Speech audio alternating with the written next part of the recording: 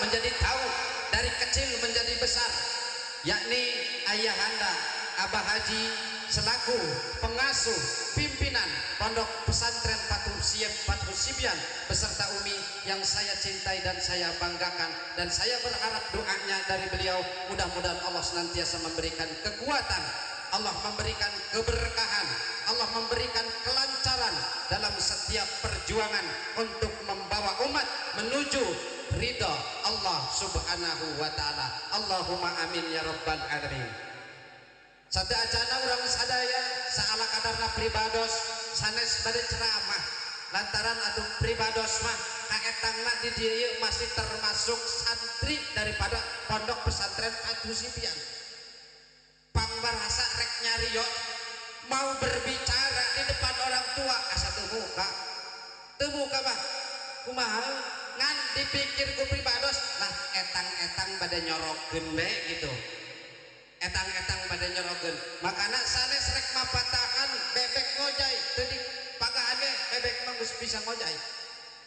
Kukituna pribados hayang nyuhunkeun dina sabudaya kalepatan hayang dihapunten dina sabudaya kasalahan. Wah bilih fisik serta pasti aya kasalahan baik dina bacaan anu bade dibaca ataupun ucapan anu bade dikecapkeun, hayang nyuhunkeun alim pangampura tina segenap para guru bil khusus guru sekaligus orang tua pribados selaku Abah Haji hayang nyuhunkeun dihapunten anu saluas-luasna. Dipayun hayu urang sanggakeun puja puji syukur ka Allah subhanahu wa ta'ala anu parantos maparinan ka urang sadaya nikmat anu sangat luar biasa, terutamina nikmat iman sinaran Islam. Salawat teriring salam mugi tercurah limpahkan kepada baginda alam yakni habibina al-kiramul muhtaram sayyidina wa nabiyyina wa habibina wa syafi'ina wa qurrati a'yunina wa maulana Muhammad sallallahu alaihi wasallam. Oke, mudah-mudahan salawat miwasalam tercurah limpahkan kepada segenap keluarganya, istri-istrinya, putra-putrinya, sahabat-sahabat, pengikut-pengikutnya, para alimin ulamanya, sekaligus kita sebagai umatnya dengan harapan mendapatkan syafaatul udma darinya nanti di yaumil qiyamah. Allahumma amin. Alam pribados mah saala kadarna bade memotivasi satriawan santri di Pondok Pesantren Fathul Sibyan, karena menjadi seorang santri itu tidak mudah, menjadi seorang santri itu tidak gampang. Santri itu laksana debu yang seakan tidak dipandang, seakan tidak terlihat, namun ketika debu ini kelak akan menjadi butiran mutiara, maka debu itu akan menjadi sesuatu yang sangat berharga. Jadi lamun diumpamakeun santri mah doang batu akik, doang kalimaya, memeh eta batu akik kalimaya sebelum dia dipuja, sebelum mahal harganya samemeh keluar jaron eta aya nu ngaran bongkahan batu. Dikeum sakitu heubeuna, digeser, dipantek melalui proses yang sangat panjang dan proses yang sangat lama, sehingga yang namanya bongkahan batu ketika hasil, ketika sukses, maka dia akan menjadi sosok mutiara yang indah, mutiara yang didamba, mutiara yang dipuja. Itulah nungaran batu kalimaya. Memang jadi kalimaya mah nungaran batu kalimaya sempur, tidak dipandang, tidak terlihat, goreng bahkan terdidangan. Tetapi ketika sudah tumbuh jarongna geus biji lumut, maka dia sangat mahal hargana. Santri itu sebelum menjadi tokoh masyarakat, sebelum menjadi kiai, sebelum menjadi ulama, sebelum menjadi ustad, apalah artinya seorang santri? Aya raramean teu dipilakeun, aya kegedean teu paling maksa diundang bagian anu herit, bagian nu paeheun teh ada santri, bagian kuburan santri. Belum begitu terlihat, tapi wahai para santri,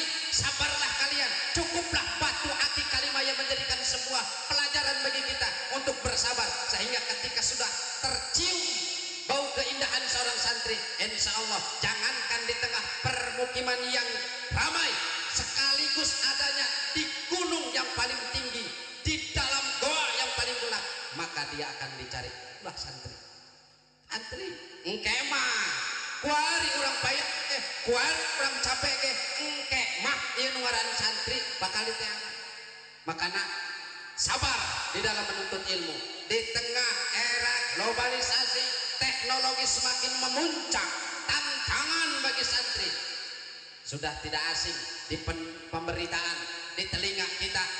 Anak-anak muda yang anarkis, anak-anak muda yang kacau balau, anak-anak muda yang tidak tentu arah. Karena apa? Karena tidak ada bimbingan.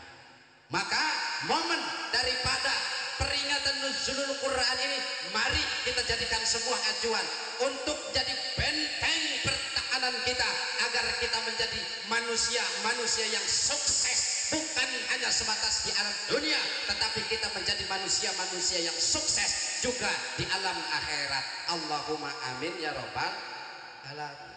Karena naon Bu, Pak, komo cek paribasana nuto bangka. Jangankan orang yang sudah dewasa, zaman kuari ketika anak kecil sudah tahu teknologi, eta geus kacau akhlakna. Mana kacau akhlakna? Orang capek ngider neangan jalema nanya kabeneran ayah udah letik mang nek nong di mana imana fulan bin fulan, apa jawab mereka? Kamu nanya nanti kesenep ya orang yang mana capek,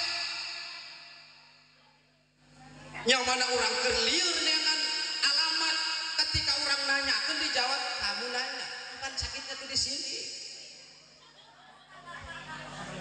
Itu sebagai pembelajaran bagi kita. Mari kita kembali kepada Al-Quran yang kita peringati turunnya Al-Quran dari Lauhul Mahfuz ke Baitul Izzah pada malam hari ini.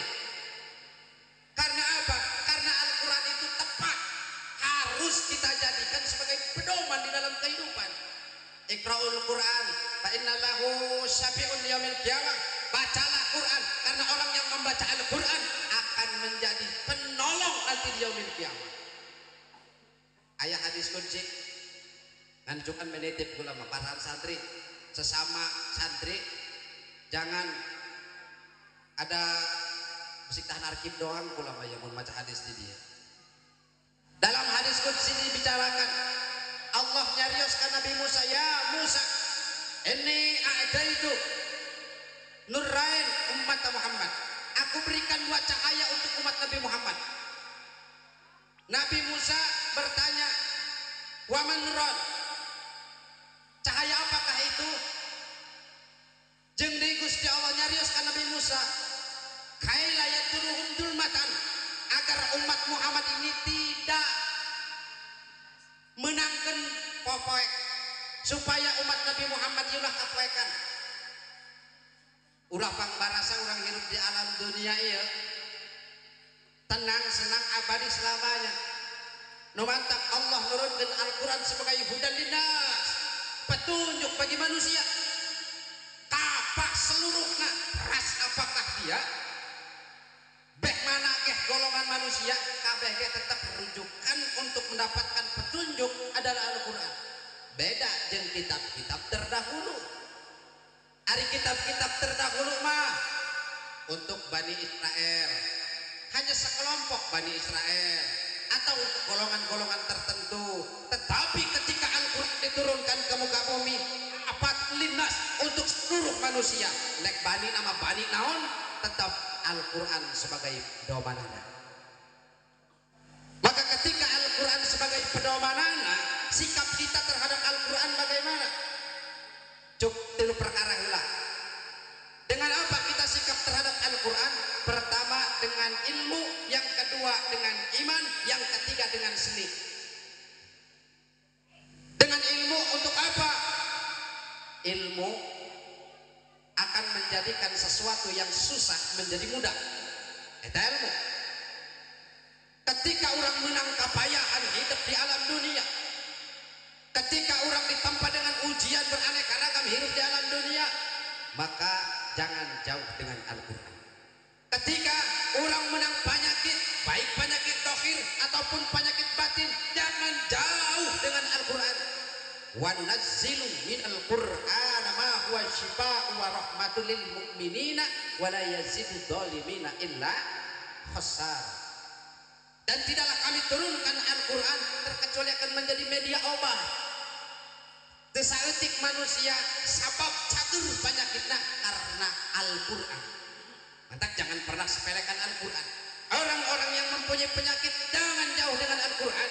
Baik penyakit dohir, terutama penyakit batin. Emang ayah penyakit batin? Loba, bahkan penyakit batin mah lebih parah daripada penyakit dohir. Penyakit dohir paling parah datang kapaya. Terus boga penyakit saparah na penyakit nges datang kapaya mah cager. Moal penyakitan deui. Ya kan? Ya. Saparah-parah na penyakit lamun geus paeh mah geus cager. Cager moal dibawa ka dokter, moal dibawa ka dukun, karena naon geus paeh. Parah-parah na penyakit dohir paling nyampe ka paeh. Tapi penyakit batin menyiksa hidup dan mati. Teu saeutik jalema anu boga penyakit batin awakna lintuh jadi kuru. Biasana senang susah. Karena naon? Karena penyakit batin, terutama penyakit iri dengki, penyakit SMS kuru urang teh mah. Susah melihat orang senang melihat orang susah.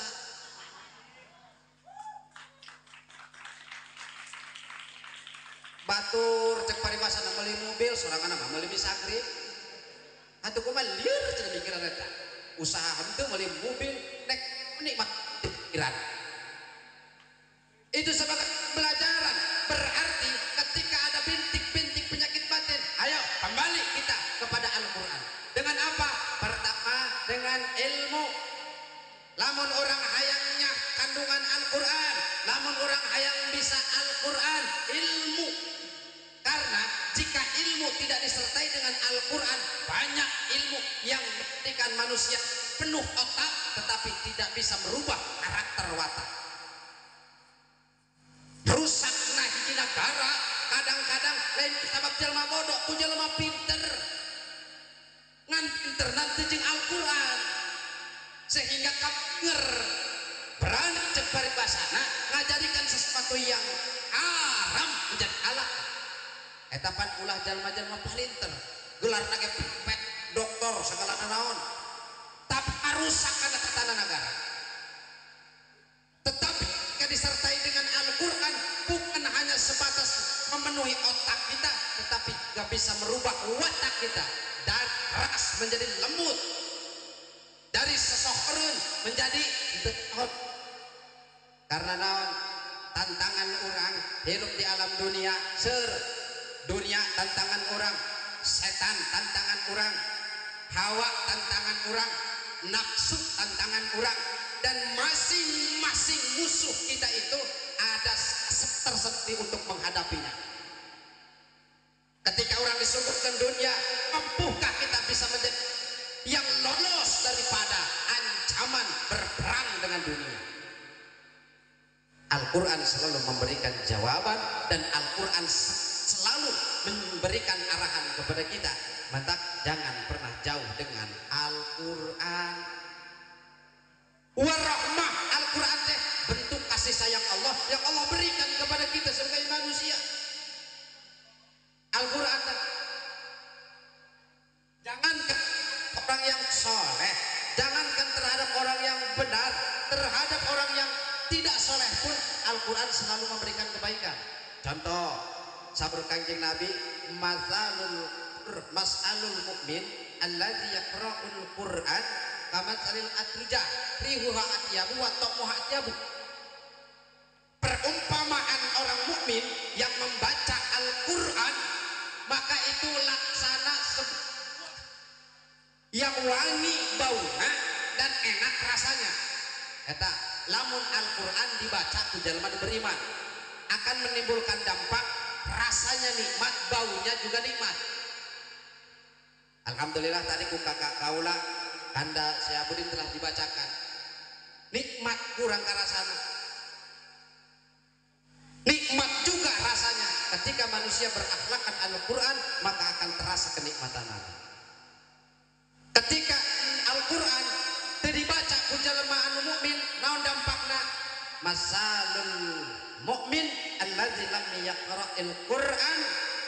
la rihalahu wa ta'muhu taibun. Ketika Al-Quran tidak dibaca oleh orang mukmin tetapi aplikasi dalam kelakuan tetap Al-Quran, maka dia tidak punya bau yang enak tetapi rasa tetap nikmat. Doang naon kama salit hamar, doang korma eta korma kurang diambegan mah teu seungit teu naon, tetapi begitu kurang di dahar ngeunah eta lit ibarat jalma anu mukmin teu elok maca Quran, nikmat rasanya tapi teu aya ngeunahna. Tetapi jalma anu mukmin maca Quran eta doang buah kadu belah cek urang, can dibuka can dirasaan geus kaambeus seungitna, begitu dirasaan kurang buahna eusikna jerona nikmat karasana. Eta perumpamaan jalma anu mukmin yang baca Al-Quran. Ayat deui masalul fajir allazi yaqra'ul Quran kama salir raihina, perumpamaan orang yang pasek jalma anu berdosa maca Quran, maksiat jalan, minum minuman jalan, sholat telok, ngaji telok, maca Al-Quran eta teu pajauh doang minyak seungit. Seungit pan kurang kambuh namanya minyak seungitnya. Tetapi begitu kurang dirasaan atau pahit. Pahit teu aya rasana, teu ngeunah rasana. Eta perumpamaan nyaeta jelma anu berdosa anu maca Quran. Walaupun dia berdosa, tetapi ketika membaca Al-Quran tetap ada dampak kebaikan.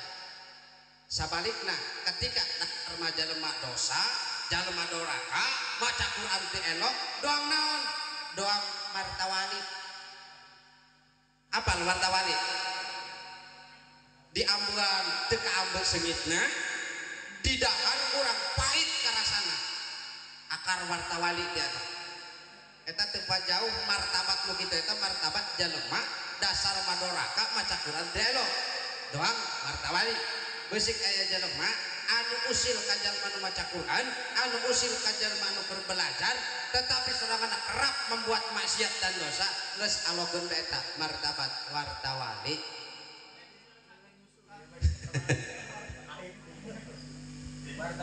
Kenapa Al-Quran harus kita jadikan sebagai pedoman hidup? Karena itu adalah bimbingan kita. Akan ada pertanggungjawaban guys nanti di akhirat. Eta urang pan ditanya, wa ma imamuka? Siapa imammu? Naon ta urang nek nyebutkeun imam urang paluraha? Moal. Ketika kurang disebutkan imam saya paluraha password salah.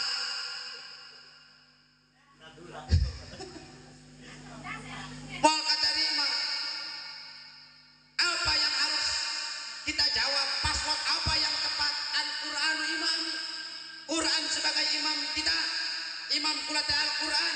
Makanya saur kanjeng Nabi, man ja'alal Qur'ana amamahu qadahu ilal jannah. Siapa orang yang menjadikan Al-Quran sebagai imamnya, dia menurut terhadap instruksi Al-Quran. Halal kata Al-Quran, halal kata dia. Haram kata Al-Quran, haram kata dia. Al-Quran menyuruh kita untuk pergi, pergi kita karena disuruh Al-Quran. Al-Quran menyuruh kita untuk diam, diam kita karena menurut instruksi Al-Quran. Maka orang yang manut karena ngaran Al-Quran, kita jadikan imam Al-Quran, kita jadikan pedoman hidup Al-Quran, niscaya Al-Quran akan menjadikan pasport jawaban yang tepat ketika dipertanyakan di alam kubur. Wama imamuka Al-Qur'anu imami. Najan kurang cek paribasana keur masa hidup ngapalkeun lamun kula ditanya engke di yaumil kiamah di alam kubur nek dijawab kula Al-Qur'anu imami, Al-Qur'anu imami. Di alam kubur itu bukan alam otak tapi alam amal. Poho urang macet lidah ini untuk mengucapkan Al-Qur'anu imami ketika ayana urang hidup di alam dunia. Nah, teu elok deukeut jeung Al-Qur'an. Teu elok baca jeung Al-Qur'an. Maka mari kita didik anak-anak kita dari dini untuk dekat dengan Al-Quran, untuk akrab dengan Al-Quran. Karena naon? Untuk bekal dia hidup dan untuk bekal dia mati. Ripuh kak, urang mah pandi dia ahlus sunnah wal jamaah. Lamun aya anu ninggal, lamun aya anu maot, Al-Quran menjadi bimbingan kita dibaca urang. Alangkah ironinya, sangat pilu dan sangat memalukan ketika ayah anu ninggal, sang anak tidak membacakan Al-Quran terhadap orang tua. nek kumaha ta urang piraku ta urang ketika mau tek diajekeun ku YouTube cenah kuari mah aya anu simpel aya nu paehnya ter HP di dinya buka YouTube murah tah buat Yasin wal Qur'anil hakim jelema mah ngorok atuh ribu siti itu cara nama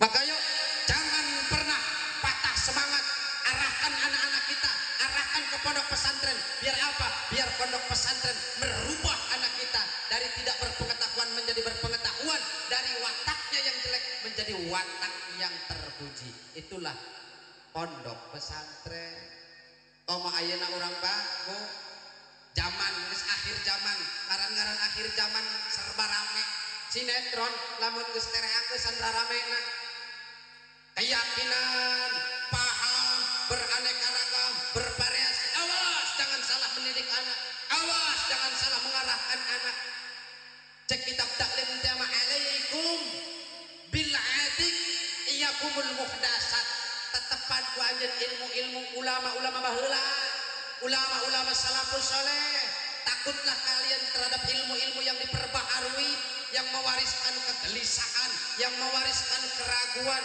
jangan sampai aya dina pendidikan tetapi pendidikan tersebut ngajadikeun sebab kejelekan terhadap anak kita geus nu pasti bae guru-guru urang kiai-kiai urang yang sama pendidikannya karena apa mereka itu pahlawan tanpa jasa yang terus tiada henti tanpa bosan penuh dengan kesabaran mendidik anak eta urang ngadidik anak beda rasana jeung ngadidik kotok ngadidik jalma beda rasana jeung ngadidik domba kuari mah komo cuman serba HP serba status banyak terjadi perpecahan banyak terjadi pertikaian banyak terjadi permasalahan gara-gara manusia terlalu tidak punya filter di dalam mengunggah sesuatu awas bentengi anak-anak kita untuk senantiasa menjadi anak-anak yang berbakti terhadap orang tua yang berbakti terhadap gurunya makanya bekal hayang asup ka surga mah teu kudu loba-loba pasantrenkeun anak kan ulah cukup ku pasantrenkeun kudu daek ngabiayaan ya mah kadang-kadang nonton anak di pesantren doang nonton foto ser bepat setahun teu ditong teu didepok pada aya nu ngurusan ieu cenah guruna aya teu sarua bae guruna teu boga beuteung dalam arti lah mereka tidak akan pernah meminta tetapi salah lamun urang tidak memberi salah karena naon ieu anu bakal dipagahkeun lain ukur bakal dunia akhirat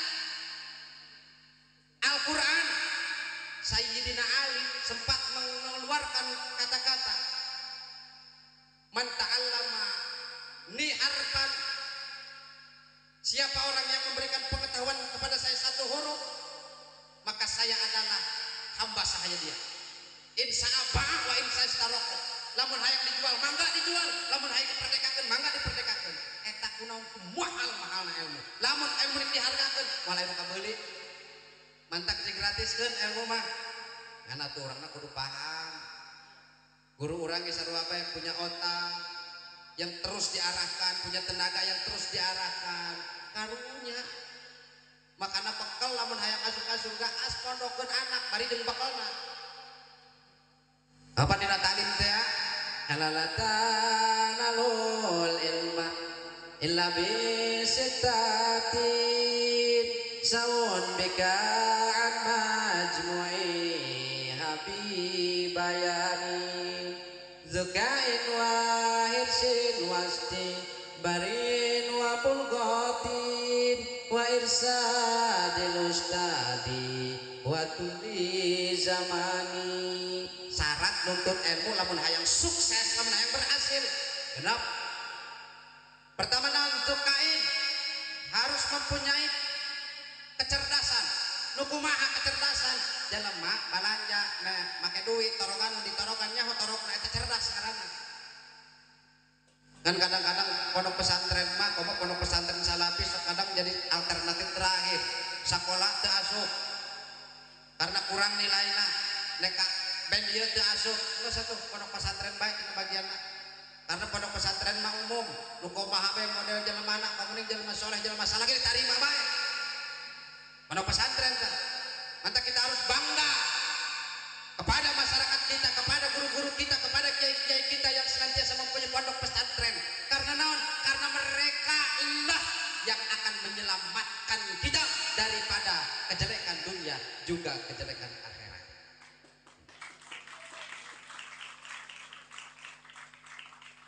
Wahir sin, kudu mak-mak belajar nanu songkol santri.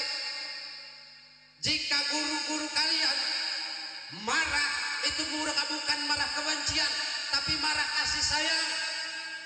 Guru-guru kalian tidak ingin kalian menjadi orang-orang yang bodoh. Karena apa? Berdasarkan hadis kun aliman wala takun jahilan. Kudu jadi jelema pinter, ulah jadi jelema bodoh. Jadi jelema bodoh makanya dibobodoh bae. Dibobodoh kunaon ku dunia. Ieu dunia kana urang kadang-kadang lo kabobodoh. Indah menjanjikan, senang disuguhkan, tetapi ketika dilakonan, ketika dikejar capek, getih, payah, pedih. Itulah dunia. Dunia mata'un gurur. Dunia adalah tempat yang penuh dengan tipuan. Jika kita tidak pintar di dalam urusan agama, kita tidak pintar mengenal Allah, niscaya dunia akan menipu kepada kita. Mantap kurang ulah bodoh. Pinterna dina urusan naon agama. Ari pinter dina urusan dunia mah tadi teh loba jelema pinter nanti bener. Eta nu nyieun rusak negara. Pinter kudu dibarengan jeung bener. Masih bener, masih mending bener najan teu pinter daripada pinter teu bener. Tetapi pondok pesantren pasti akan mengajarkan manusia untuk menjadi orang nya pinter, nya bener. Nah, eta keuntungan jalma-jalma anu aya di pondok pesantren. Walaupun selepas pondok pesantren dia jadi tukang bisnis, dia jadi tukang kuli, setidaknya kalau sudah ada yang namanya pendasi agama, maka mereka tidak akan pernah tersesat hidup di alam dunia. Dunia geus ada. Sementara ieu dunia ieu tempat kita bekerja, bukan tempat kita merasakan nilai kerja. Upah mah di akhirat, pembalasan mah di akhirat. Makanya orang jangan pernah tertipu oleh yang namanya dunia. Karena dunia mah kadang-kadang ajak cokcak. Di mana dunia? Di Arab, reng lumpang ke Arab. Balik di Arab lain menang duit, kalau menang anak. Oh ayana dunia mah di Korea, reng ke Korea. Lain menang duit, kalau jadi sakitan di kepung-kepungku orang Korea. Ajak cokcak, giliran bilang dunia ada di dalam genggaman ditinggalkan pae. Mereka mana orang? Maka jangan pernah korbankan kebahagiaan yang abadi hanya sebatas untuk mendapatkan kebahagiaan yang sesaat. Yang namanya dunia itu fata morgana. Baru wari tunggu 10 tahun kemudian, gelis wari tunggu 50 tahun kemudian. Wahari gelis disebut neng, disebut dede, disebut mama, geus 50 menini. Tidak ada yang kita banggakan dalam urusan dunia. Salah ketika manusia pacetrok teu akur anggang jeung dulur pisah jeung tatangga ku gara-gara dunia. Setiap manusia itu porsinya sama. Jangankan yang berdasi, yang memakai sepatu, tetap kebutuhan sehari-hari nama moal pajau tina beuteung. Moal pajau tina beuteung. Sugan kitu ari jelema sugih mah daharna ge sapoe sakarung henteu. Lamun endek hitung-hitungan dahar panggedeuna mah teu apa uwi. Tetap sarua bae.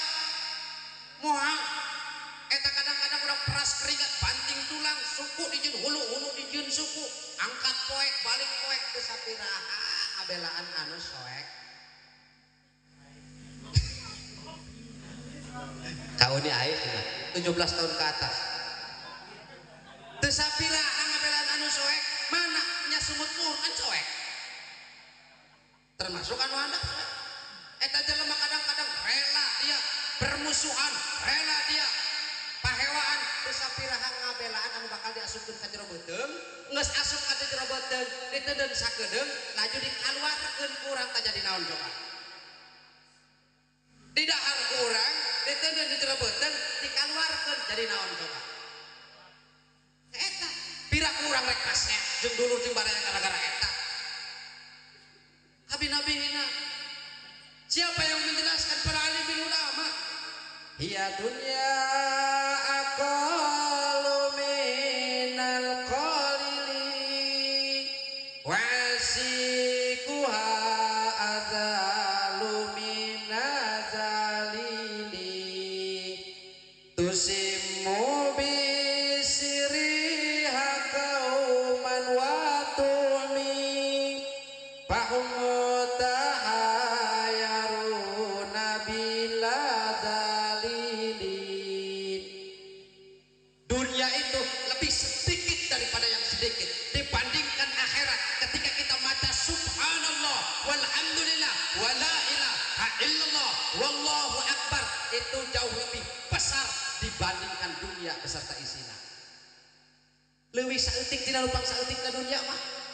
Karena apa? Karena dunia ini tempat sementara, tempat yang akan ditinggalkan. Muang macet orang hidup di alam dunia, ke tempat kembali nama adalah akhirat. Darul qaror, tempat keabadian adalah akhirat. Makanya disebut lagi dunia mah darul panah, tempat yang akan menuju kepada kehancuran. Baru akan buruk, gelis bakal teu gelis, asep bakal teu asep, kabeh ge akan muara pada satu lubang, yakni lubang kematian. Makanya orang perlu membuka pikiran kita lewat nuzulul Quran. Jadikan Al-Quran sebagai pedoman hidup kita agar terbuka pikiran kita, terbuka hati kita untuk lebih tajam memandang akhirat. Ulama ngabahas masalah alalatunul ilma. Kedua, sikap orang terhadap Al-Quran dengan iman. Jika kita tidak hadapi dengan keimanan, niscaya manusia-manusia akan meninggalkan Al-Quran. Mantak terima Al-Quran dengan iman. Dan dengan apa? Dengan seni. Nahan mahake kudu aya senian segala dengan Al-Quran. Seni Islami. Indahnya lagu yang baru saja kita dengarkan, yang dikumandangkan oleh santriawan-santriawati Pondok Pesantren Fathul Sibyan, itu tidak akan pernah lepas daripada seni. Kanda Sihabuddin melantunkan Al-Quran dengan indahnya, nikmat kita dengarkan, tidak akan pernah terlepas daripada nilai seni. Tajwid itu di dalam bacaan Al-Quran, seni baca Al-Quran. Warattilil Qur'ana tartila, dan bacalah Quran dengan tartil, dengan baik yang benar. Karena di dalam membaca Al-Quran itu ada hukum-hukum yang harus kita taati. Aya mad tabi'i, aya mad jaid, aya mad wajib. Anu bangsa panjang kita karena mad. Mad tabi'i berarti panjang kadituna, mad jaid panjang, mad wajib panjang, menjelaskan tentang panjang. Maka ketika ayat jelema ngaran mad tapi pendek eta kurang tepat. Mad silun. Tanda masa gitu mah panjang lah.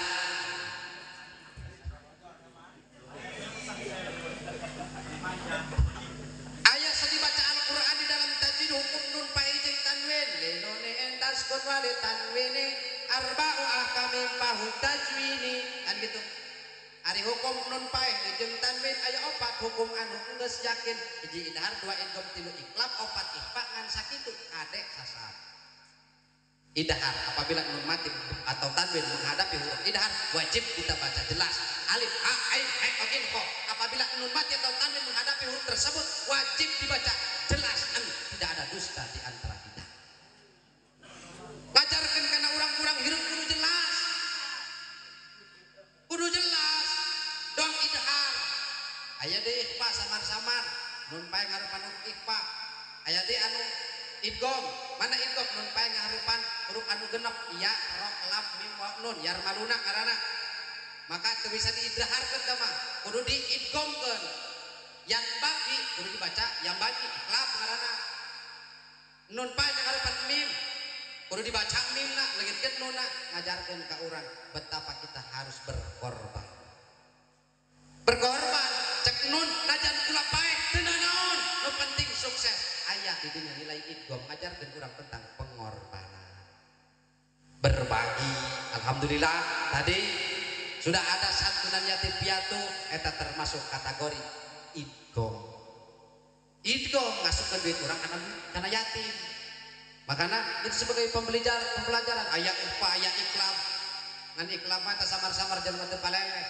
nun lain nun pae atau tanwin harus huruf B dibaca di mim.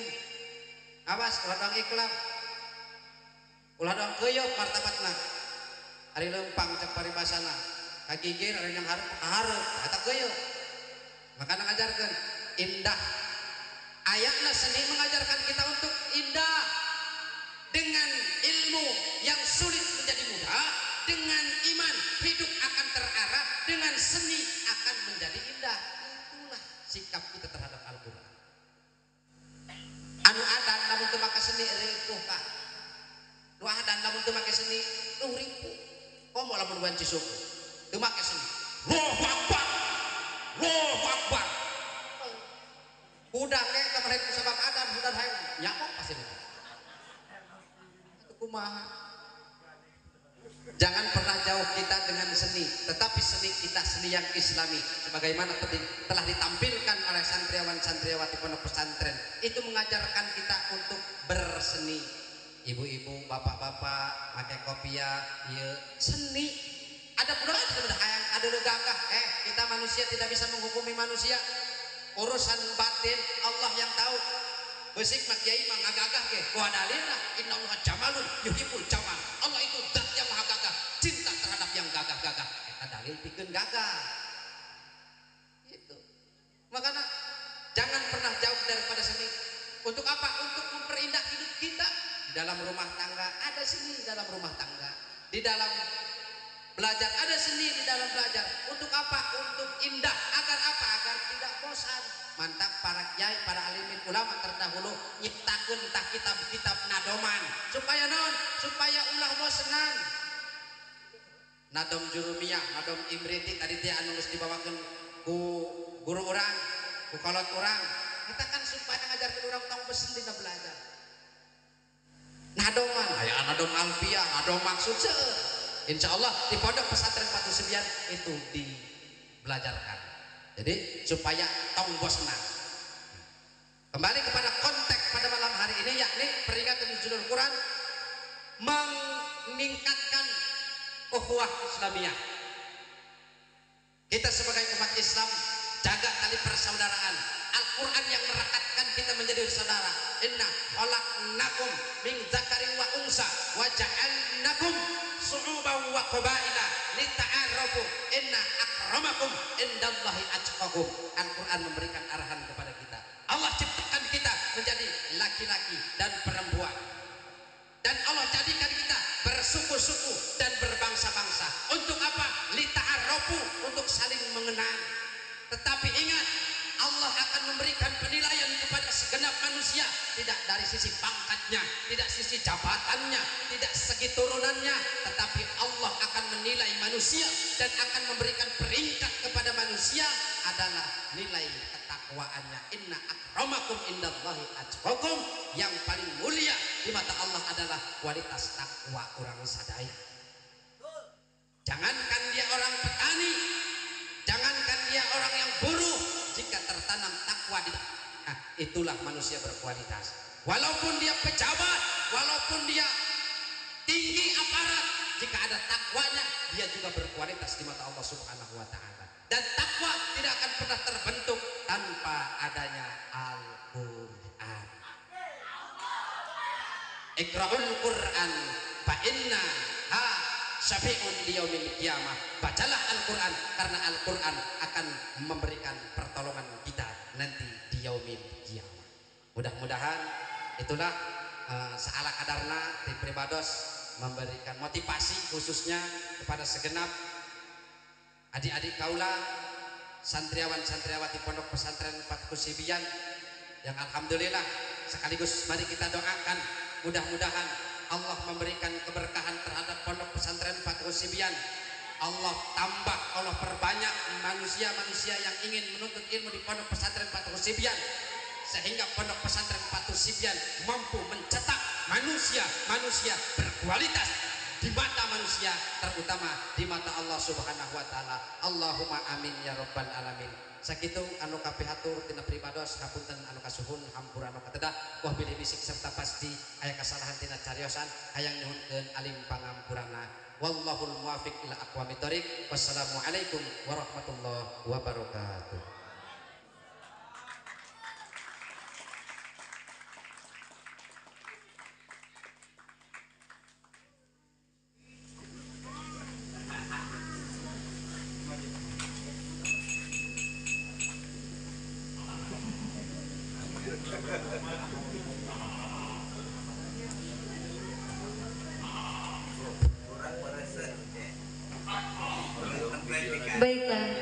acara selanjutnya doa kepada Kiai Haji Hasan dari Nahdlatul Ulama, kami persilakan.